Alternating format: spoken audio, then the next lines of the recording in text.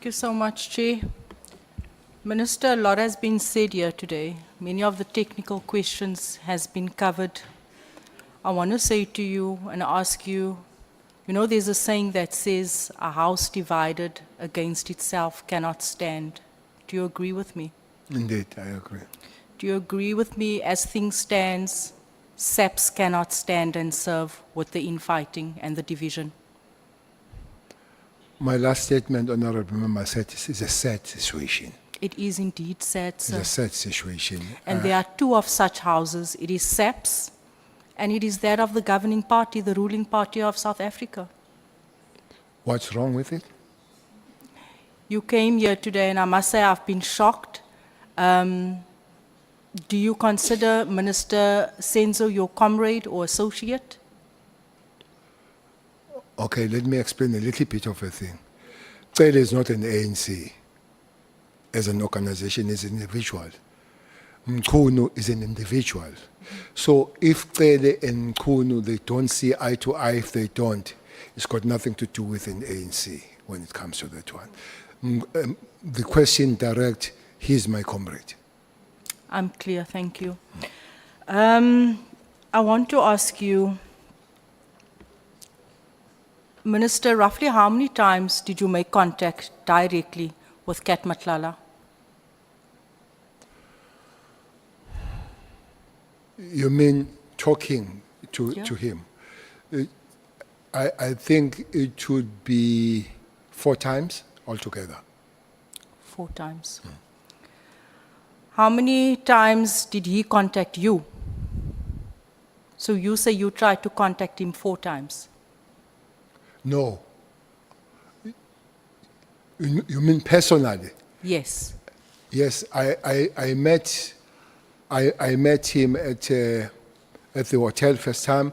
We met at the house in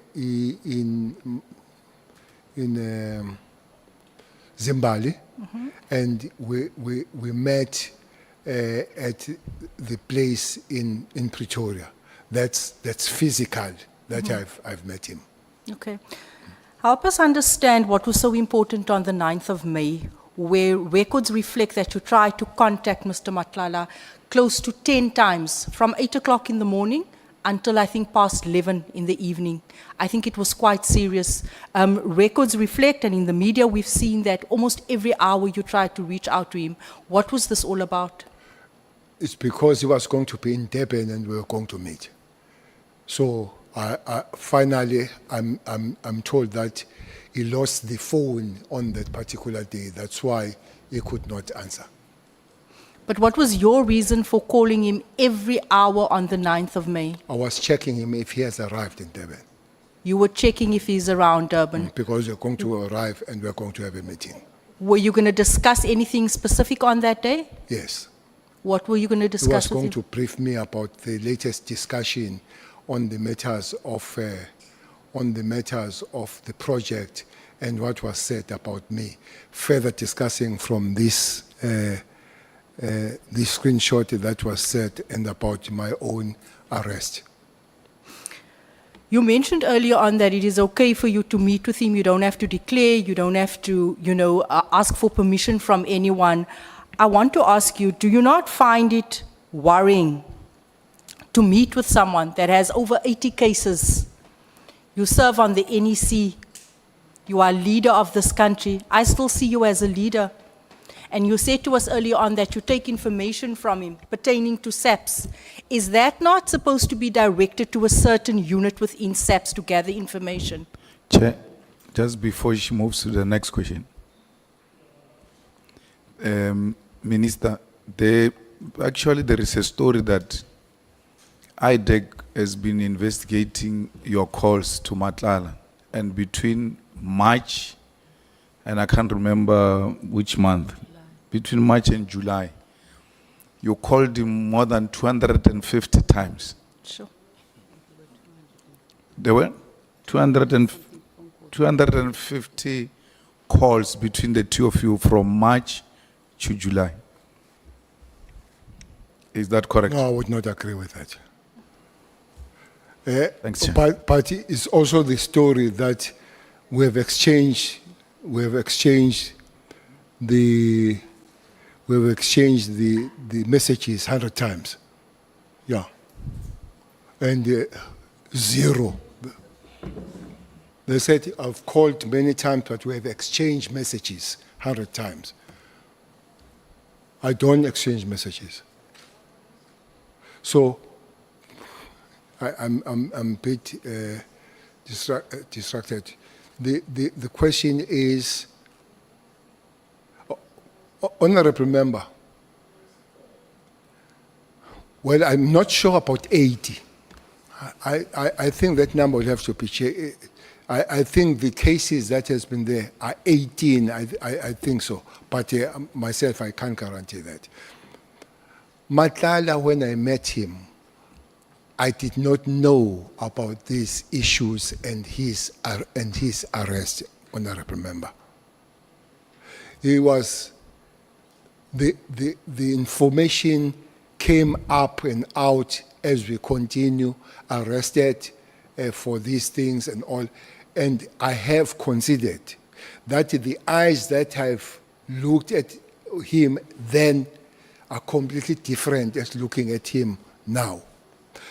But me not declaring yes, I don't declare anymore who do I meet.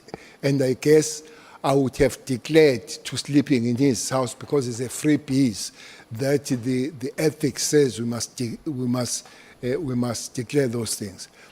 Would you do the same things now that you know?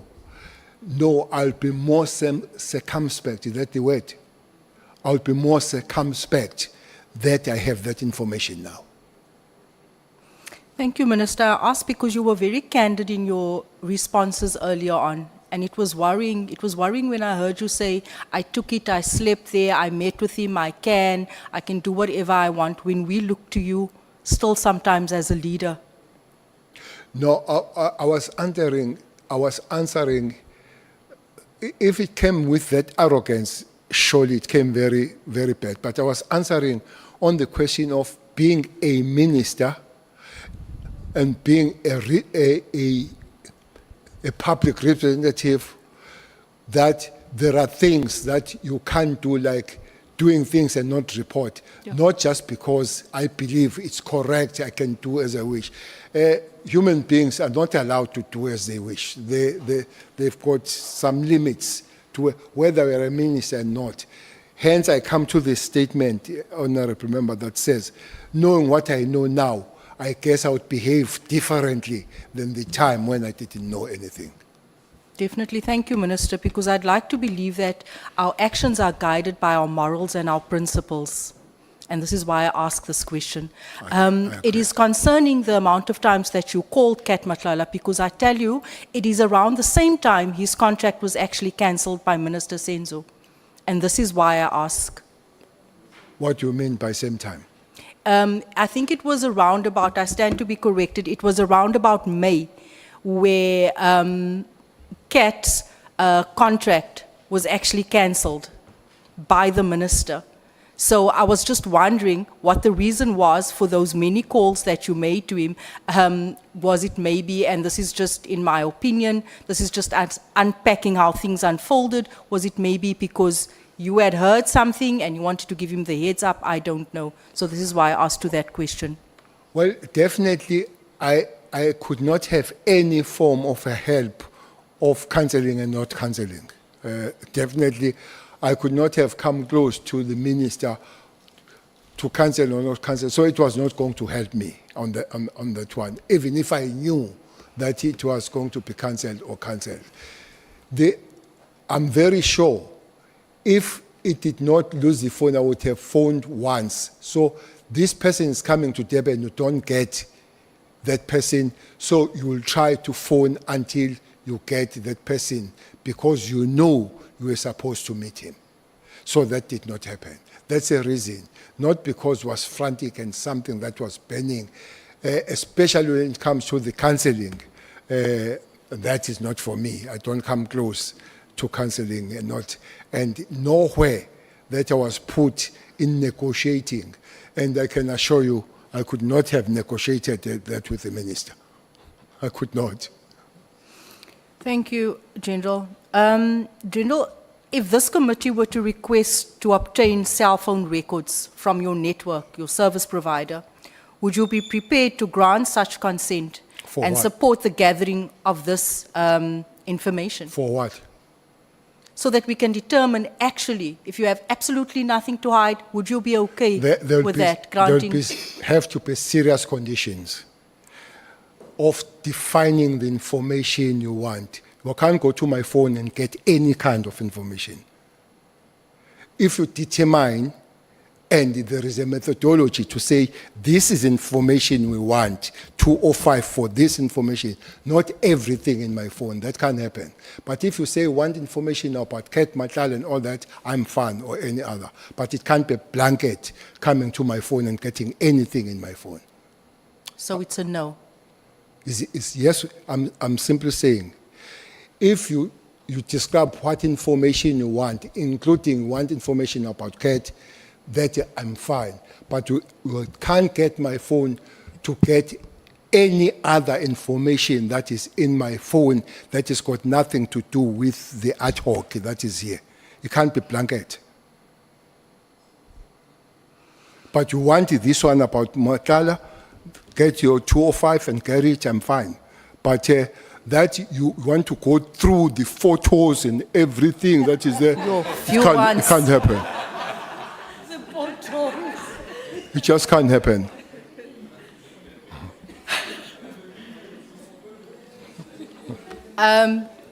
General, you earlier testified that you were aware of rumors, reports suggesting that General Sibia, and you know how I feel about this, that General Sibia runs with drug dealers. To the best of your recollection, where did you first hear these allegations? And do you believe that there's any credibility to them?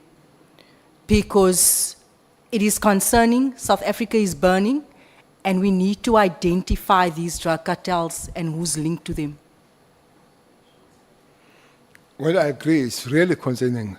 And it's unfortunate that there is so much drugs that are coming in the country. Of late, there are even laboratories. They bring the machines and the raw material to be done in the country. I'm sure you're aware that quite several of them, those laboratories have been busted. It's highly concerning that a person that is given the duty to prevent and protect people is touched around that. I wish that it would be a lie, but I don't have the evidence that is a lie. I don't have an evidence that is true. But for the very fact that people talk about it, it is a highly concerning matter. Sure, General. So you're saying that General Sibia, the second in charge, people are talking about the fact that he's embroiled with drug cartels, and you cannot prove that that is a lie, but that is going around. Did you report this to counterintelligence so that he can be investigated? Who should report to counterintelligence? Yourself, because it has been brought to your attention. It is very serious, sir. When allegations get made like this, we want to delve deeper into it and get to the truth. Where is the counterintelligence? Within SAPS, I don't know counterintelligence. is counter not part that investigates? It's part of it, but I don't come close to the counterintelligence. It's not my job to speak with intelligence and counterintelligence. My job is to speak to the National Commissioner about the matters. And National Commissioner. But that would be a real political interference when I go to the structures, counterintelligence, say, check this one, check this one, check this one. That would be interference. Sir, I don't understand on which side you are, because earlier on you said you cannot interfere, and now you are saying you're supposed to go to the National Commissioner. You said earlier on that you're not accountable to anyone because you're an ordinary citizen in South Africa. So I'm saying, as a citizen, something like this gets brought to your attention, do you not report it to the police? I thought you were talking to me as a minister at the time.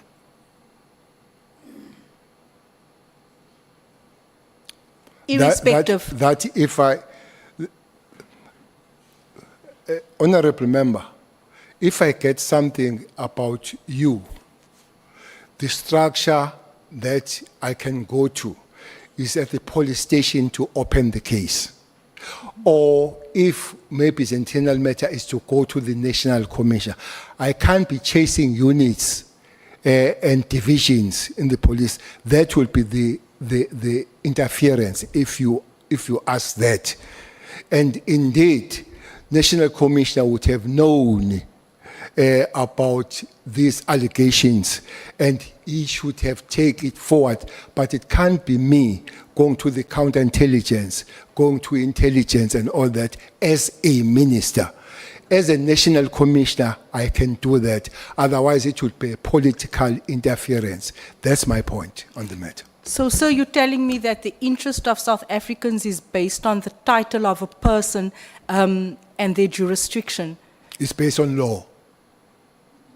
So only certain people are allowed to report and flag possible criminality and criminals operating within SAPS. One thing that we're investigating here is a political interference. I'm telling you that if Cele goes to the counterintelligence and say, check Mrs. Mom Jacobs, that will be political interference. James. Mom James, I know you so much. I don't know why you talk. We have met a long time ago and many times, but for work. So, but I can't go and say intelligence and counterintelligence must look at you. I can't do that. That I would be doing exactly what we're fighting here for. Just imagine when politicians go to the intelligence and counterintelligence, how many times will go to be checked around and all that. It's not that because I don't want you to do it. It's because as the law, and the law must be followed. One thing that says is that ministers and politicians can't be investigators, and they can't instruct the law enforcement to do that and that unless they follow the structure. The person that I can go to, two places I can go to, as an ordinary, go and open the case at the local station. Second, as I'm in the organization, go to the National Commissioner to say, National Commissioner, there is such a matter about your members. Can you check on them? So, two things here. General Sibia involved with drug cartels, it goes unreported, he goes uninvestigated. Another thing, General Sibia also allegedly involved in a false affidavit intended to implicate General Khumalo. That also just falls by the wayside and is not reported. That was reported to Khumalo. No, not to Khumalo, to open up an investigation against him, even if it's just internal. Well, Khumalo is a cop. You should have opened the investigation. Cele reported it. He's not a cop. I can't open any investigation. But I've reported to the cop. I want to ask you, you mentioned something, General, and you said that, you know, with the establishment of these task teams, there was also a task team that was established here in Cape Town where 200 members were deployed and staying at a hotel, and I believe that operation is still functional up until today. 200 members, 800 rand per night. Can you tell me what was the composition of that team? There were 200 members from different. This one is a police, honorable member. Is ministerial, but set by commissioner at the time, and I think it was still. It was still stolen. So these are police. Maybe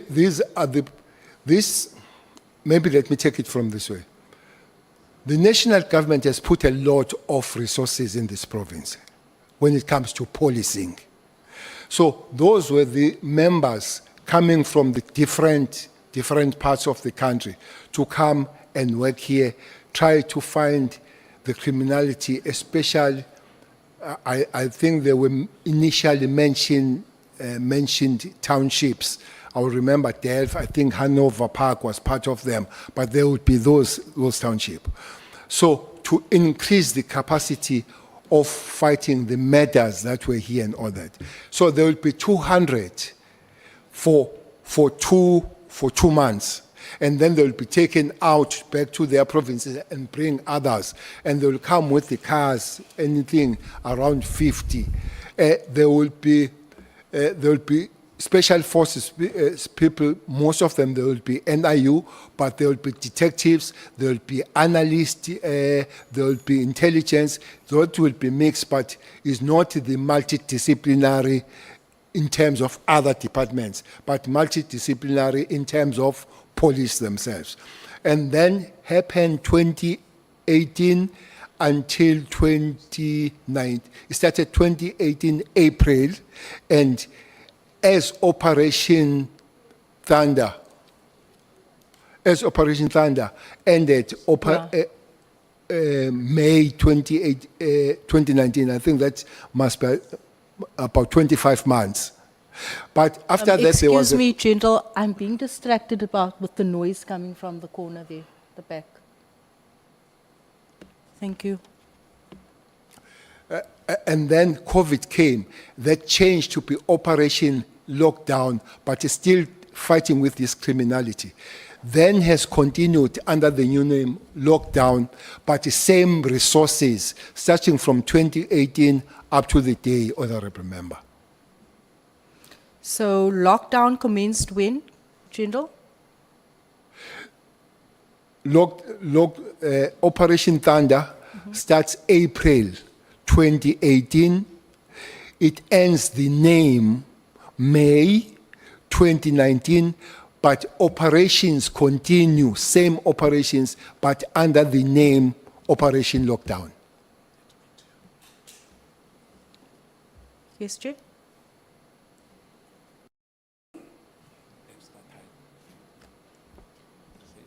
I'm not sure what you're trying to say, Che. Time. Kodwa kusemnandi kangaka. Still good to hear from you. Are you saying time up? The feeling is, I'm not good with sign language. I'm not finished. can't you give her more time, please? It's not me who allocates time, it's these honorable members. Okay. If we respect each other, we are also going to respect the time. I'm sorry. That's how it works, because the chair does not have to move around to members explaining why this one speaks for this amount of time and why I'm speaking for this amount of time. Before the start of questions, the chair makes an announcement that your time starts at this point and will run up to this point. Like now, the chair is announcing that tomorrow we're starting at 9 o'clock. The EFF and the PA are going to run from 9 o'clock to 20 minutes past 11. AFF is leaving at 9 tomorrow. And then we take a 10 minutes break. We come back at 11:30. The ANC will then run from 11:30 to 1:30. And then we break for 30 minutes. When we come back at 2, the MKP and the DA will take us to the finishing line at 4 o'clock. Thank you so much, honorable members. We have unfortunately come to